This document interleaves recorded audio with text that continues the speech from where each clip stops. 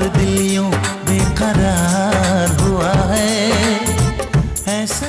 90 के दशक के अंत में बॉलीवुड में एंट्री करने वाले एक बेहद ही स्मार्ट, चार्मिंग और हैंडसम एक्टर, दिल दीवाना बेकरार होने लगा है हल्का हल्का, जिन्होंने अपने करियर के शुरुआती दौर में हिंदी फिल्म इंडस्ट्री के मजे हुए फिल्म मेकर राम गोपाल वर्मा के साथ बैक टू बैक कई फिल्मों में काम किया। दिल तो दिल है, दिल पागल है, पागल दिल है, दिल दिल दिल, जिनका फिल्मी बैकग्राउंड भी था और इकोनॉमिकली भी काफी स्ट्रॉन्ग थे। मेरे घर के अंदर से तो शहनाई की आवाज पहले से आ रही है। शहनाई नहीं यार, ये मैंडोलिन है। मैंडोलिन? हाँ वही तो। कहीं बीवी मेरी दूसरी शादी की तैयारी तो नहीं कर रही है? लेकिन क्या आप जानते हैं कि एक फेमस स्टाइलिस्ट एक्टर और फिल्म मेकर के बेटे होने के बावजूद ये फिल्मों में वो मुकाम नहीं बना सके जिसकी इनसे उम्मीद थी। मैं जानता हूँ तू सामने नहीं आएगा। एक बार सामने आ जा, तेरी हर मुश्किल को आसान कर दूंगा मैं। क्या आप मानेंगे कि अपनी पहली ही फिल्म की कामयाबी के जश्न वाली रात ही इनके साथ कुछ ऐसा हो गया कि इंडस्ट्री के लोगों ने इनसे दूरी बना ली और इन्हें अच्छी फिल्मों के ऑफर मिलने बंद हो गए।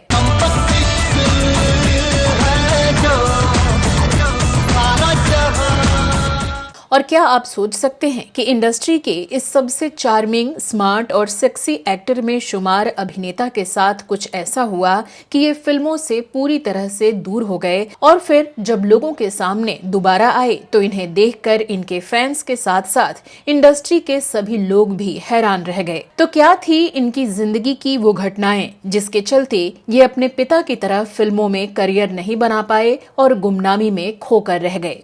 बताएंगे इनसे जुड़ी और भी दिलचस्प बातें। आप बने रहिए हमारे साथ।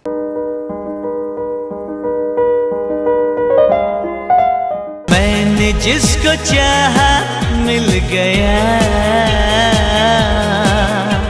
नमस्कार दोस्तों, मैं हूं श्वेता जया और आप देख रहे हैं वो पुराने दिन। ये बात काफी सच है कि सफलता सबके कदम नहीं चूमती। बॉलीवुड में आने के लिए हर कोई काफी कोशिश करता है। इस इंडस्ट्री में आने का संघर्ष इतना बड़ा है कि आसमान की उड़ान को छोड़कर जमीनी हकीकत पर उतरना पड़ता है। कई लोग बॉलीवुड में आ तो जाते हैं लेकिन सफलता का स्वाद नहीं चख पाते। आज हम अपने इस शो में बात करेंगे ऐसे ही एक अभिनेता फरदीन खान की। हाँ, जब से देखा तुमको हम तो खोए खोए खोए खोए रह। इन्हें आपने फिल्मों में तो देखा होगा लेकिन बतौर हीरो इन्हें अपनी फिल्मों को लेकर काफी संघर्ष करना पड़ा है। अपने वीडियो में हम चर्चा करेंगे उन सभी बातों की जिसके चलते इनका फिल्मी करियर सफल नहीं हो सका और संघर्षों की भेंट चढ़ गया। चलिए सबसे पहले जानते हैं कौन है फरदीन खान और फिल्मों में इनका आना कैसे हुआ था। फरदीन खान का जन्म 8 मार्च 1974 को मुंबई में हुआ था। इनके पिता फिरोज खान इंडिया के सबसे हैंडसम एक्टर्स और स्टाइलिस्ट फिल्म मेकर्स में से एक गिने जाते थे और इनकी मां का नाम था सुंदरी। इन दोनों के 2 बच्चों में से फरदीन छोटे थे और इनकी बड़ी बहन थी जिनका नाम लैला खान था। फरदीन खान संजय खान और अकबर खान के भतीजे हैं और इस तरह अभिनेता जायद खान और सुजैन खान इनके कजिन हैं। फरदीन की स्कूली पढ़ाई लिखाई मुंबई के ही जमुनाबाई नारसी स्कूल से हुई। आगे की पढ़ाई के लिए इन्हें अमेरिका भेज दिया गया। फरदीन ने यूनिवर्सिटी ऑफ मैसाचुसेट्स से बिजनेस मैनेजमेंट में ग्रेजुएशन की डिग्री हासिल की। इसके बाद ये फिल्मों में काम करने के लिए भारत वापस आए। फिल्मों में आना तो ठीक है मगर फरदीन के साथ 2 बुनियादी दिक्कतें थीं। पहली, इन्हें एक्टिंग का बिल्कुल भी कोई नॉलेज नहीं था। दूसरी, ये काफी वेस्टर्नाइज हो गए थे। एक्टिंग ट्रेनिंग के लिए तो इन्हें किशोर नमित कपूर के एक्टिंग ट्रेनिंग स्कूल भेजा गया और कहा गया कि बाकी चीजें फिल्मों में काम करते करते ये अपने आप सीख जाएंगे। एक्टिंग कोर्स पूरा होने के बाद फिरोज खान ने खुद अपने बेटे को लॉन्च करने का प्लान बनाया। साल 1998 में आई फिल्म प्रेम अगन से इन्होंने अपना बॉलीवुड एक्टिंग डेब्यू किया। हम प्यार करें तुमसे कहते हैं ये दिल से कहते हैं ये। मगर ये फिल्म टिकट खिड़की पर बुरी तरह से पिट गई और दूसरी तरफ इंडस्ट्री फरदीन की जितनी मदद कर सकती थी उन्होंने की। पहली फिल्म में औसत परफॉर्मेंस के बावजूद फरदीन खान को बेस्ट डेब्यू एक्टर का फिल्म फेयर अवार्ड दिया गया, जिसे लेकर कई लोगों ने काफी सवाल भी उठाए। अब क्या चाहती हो मुझसे? क्यों बुलाया है मुझे यहाँ? सच बताने के लिए। सच बताने के लिए, सच छुपाने के लिए? सच वो था जो मैंने तुम्हें खत में लिखा था। सपना, एक खत में इतनी ताकत नहीं कि मोहब्बत का सिलसिला तोड़ दे। राम गोपाल वर्मा अपने दौर के सबसे चर्चित फिल्म मेकर्स में से एक थे। इनकी फिल्में क्रिटिकली भी सराही जाती थीं और टिकट खिड़की पर भी पैसे जुटा लेती थीं। रंगीला जैसी सुपरहिट और सत्या जैसी कल्ट फिल्म देने के बाद रामू जंगल नाम की फिल्म बनाने जा रहे थे। जैसे तैसे ये फिल्म फरदीन को मिल गई और अपने करियर की दूसरी फिल्म में फरदीन खान रामू के साथ पहली बार काम करते देखे गए। तो प्यार करने वाले जंगल में खो गए। फिल्म की शूटिंग शुरू हुई और जो सीन सबसे पहले शूट हुआ उसमें फरदीन को जंगल में दौड़ना था। सीन शूट होने के बाद फरदीन रामू के पास पहुंचे और प्रेशर और नर्वसनेस के मिश्रित भाव से पूछा कि इनका शॉट कैसा था। रामू ने कहा कि दौड़ते हुए आदमी को देखकर कैसे कहा जा सकता है कि वो अच्छा एक्टर है या नहीं। उनका कहने का मतलब था कि अभी दूसरे सीन्स शूट कीजिए और फिर आपको बताता हूँ। साल 2000 में आई इस फिल्म की काफी तारीफ हुई, लेकिन फिल्म बॉक्स ऑफिस पर कुछ खास कमाल नहीं दिखा पाई। ये क्या है? हाँ? क्या है ये? कल आपने कहा था किसी को कुछ नहीं होगा, तो ये औरत कैसे मरी? हमने मारा है, हमने मारा उसे। अरे तुम क्या मारोगी? तुमसे तो मच्छर भी नहीं मरेगा। मगर रामू को फरदीन का एटीट्यूड काफी अच्छा लगा। जिन राम गोपाल वर्मा के अक्कड़ और मुंहफट रवैये से पूरी इंडस्ट्री कांपती थी, वो फरदीन के साथ 2 और फिल्में बना रहे थे।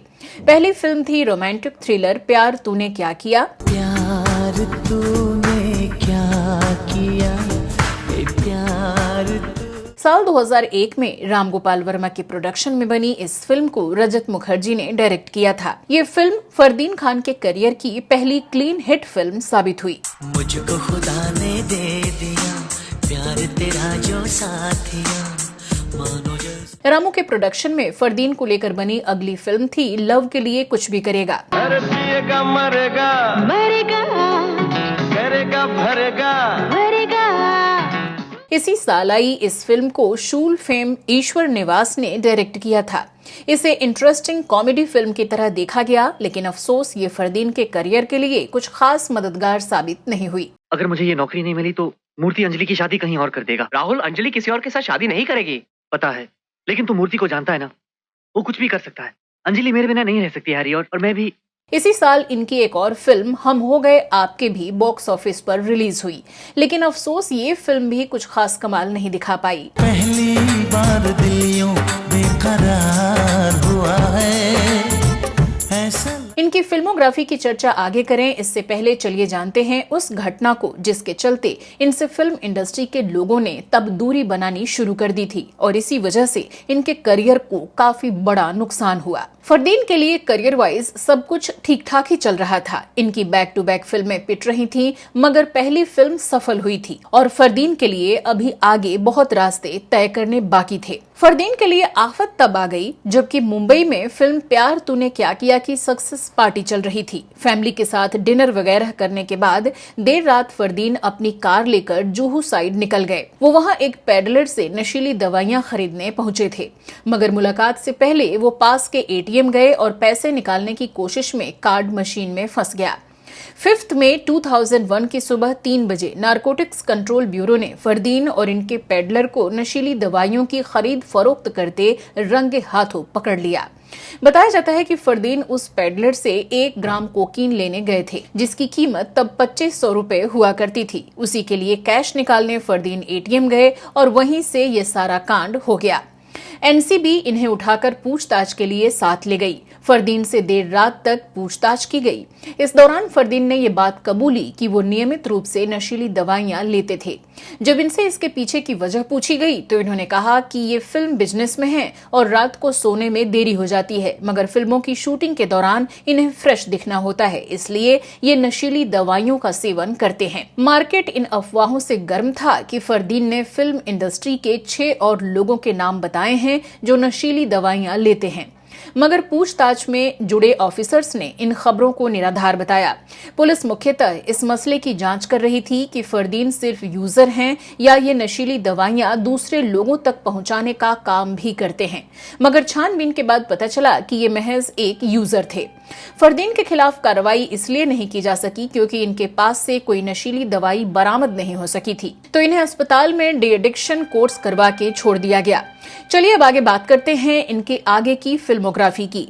तो अगले साल 2002 में इनकी 3 फिल्में बॉक्स ऑफिस पर रिलीज हुई। ये फिल्में थी कितने दूर कितने पास, कुछ तुम कहो कुछ हम कहें और ओम जय जगदीश। हम तुम कितने दूर दूर दूर कितने पास।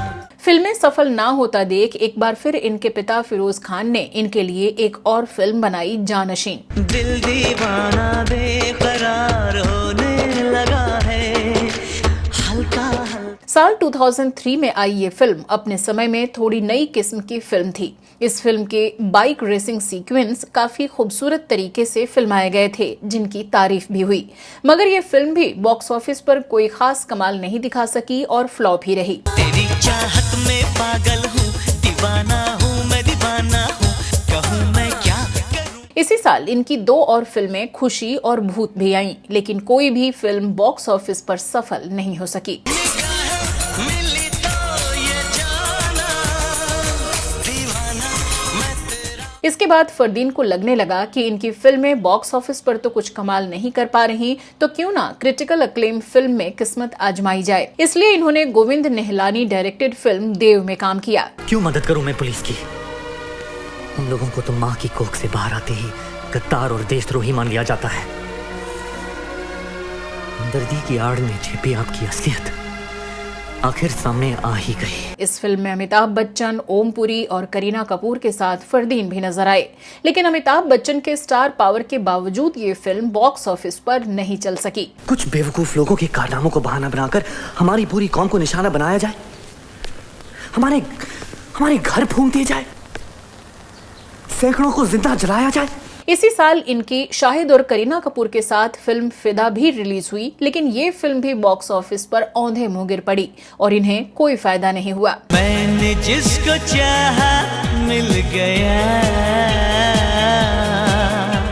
ढेर सारी असफलताओं के बीच फरदीन के खाते में वो फिल्म आई जिसके लिए इन्हें आज और आगे भी याद किया जाएगा। कैसे होगा? क्यों नहीं होगा? बॉबी क्रिश्चियन है ना? इनके यहाँ अंगूठी पहनाते हैं। ये फिल्म थी Anees Bazmee directed no entry. दिल तो दिल है, दिल पागल है, पागल दिल है, दिल दिल दिल। सलमान खान और अनिल कपूर के साथ इस फिल्म में फरदीन ने भी काम किया। साल 2005 में आई ये फिल्म साल की सबसे ज्यादा कमाई करने वाली फिल्म बन गई। भाई साहब एकदम पक्के होते जा रहे हैं हम। मतलब अगर ऐसे ही झूठ बोलते रहे ना तो प्रेम भाई साहब से भी आगे निकल जाएंगे हम। क्या हुआ? अचानक दाएं आंख भड़कने लगी। मगर इसके बाद भी फरदीन की फिल्मों के पिटने का सिलसिला जारी रहा और इसी साल इनकी 2 और फिल्में आईं, शादी नंबर 1 और एक खिलाड़ी और एक हसीना। जल जल के धुआं हो रहे हम, नस नस में नशा। लेकिन बाकियों की तरह ये फिल्में भी बॉक्स ऑफिस पर नहीं चल सकीं। इसके बाद ये प्यारे मोहन, आर्यन, हे बेबी, जय Veeru, life partner, all the best जैसी फिल्मों में नजर आए। That's not important. I need to know. The last time we were together, were you stupid enough to get pregnant, have the baby, and being the vindictive woman that you are, come and drop it outside my door? I need to know now. Come on, tell me, please. I don't have time. लेकिन इन फिल्मों से इनके career को कोई फायदा नहीं मिला और ये धीरे धीरे गुमनामी में ही खोते चले गए। साल 2010 में सुष्मिता सेन के साथ आई फिल्म दूल्हा मिल गया इनके फिल्मी करियर की लगभग आखिरी फिल्म रही। किसी के दिल में क्यों रहे, घर अपना छोड़ के हो बस खुद का साथ ही। चलिए अब बात करते हैं कि ये साल 2010 के बाद फिल्मों में नजर क्यों नहीं आए। तो फरदीन खान ने 14 दिसंबर 2005 को नताशा माधवानी से शादी कर ली थी। नताशा मशहूर फिल्म एक्ट्रेस मुमताज की बेटी हैं। शादी तो हो गई मगर मेडिकल कॉम्प्लिकेशंस की वजह से फरदीन की फैमिली आगे नहीं बढ़ पा रही थी और साल 2010 में फरदीन अपनी पत्नी के साथ इलाज के लिए लंदन गए।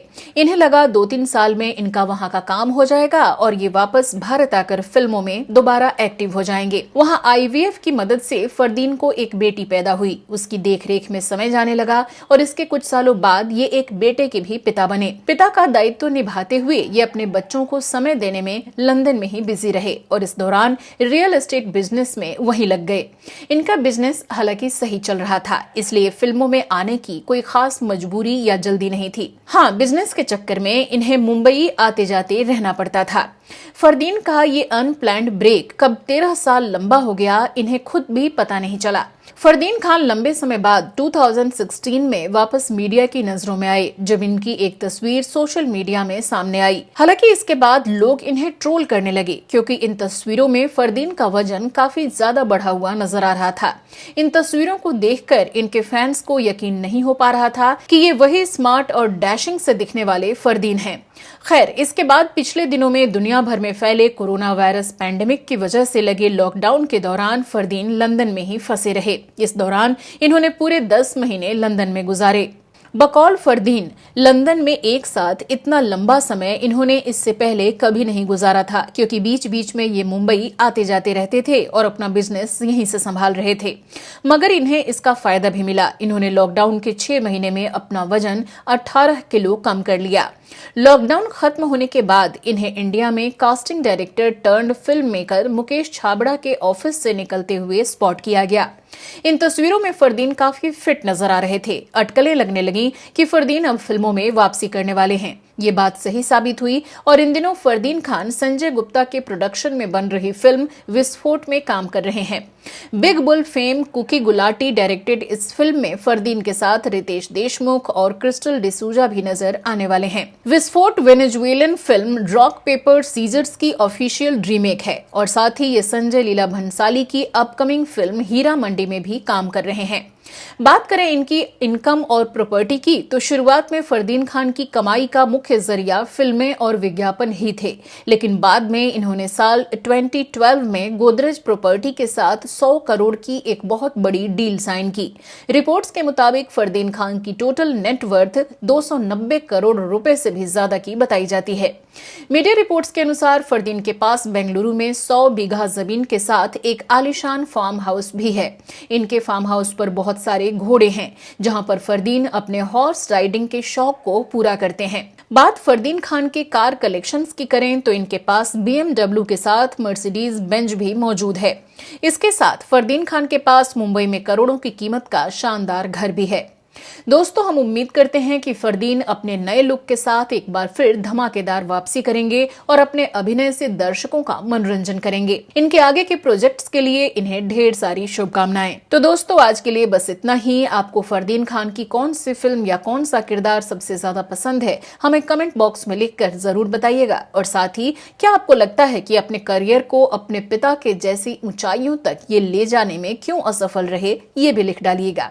ऐसे ही कुछ और कंटेंट देखने के लिए आप हमारे दूसरे चैनल श्वेता जया फिल्मी बातें को भी देख सकते हैं। फिलहाल मुझे दीजिए इजाजत। नमस्कार।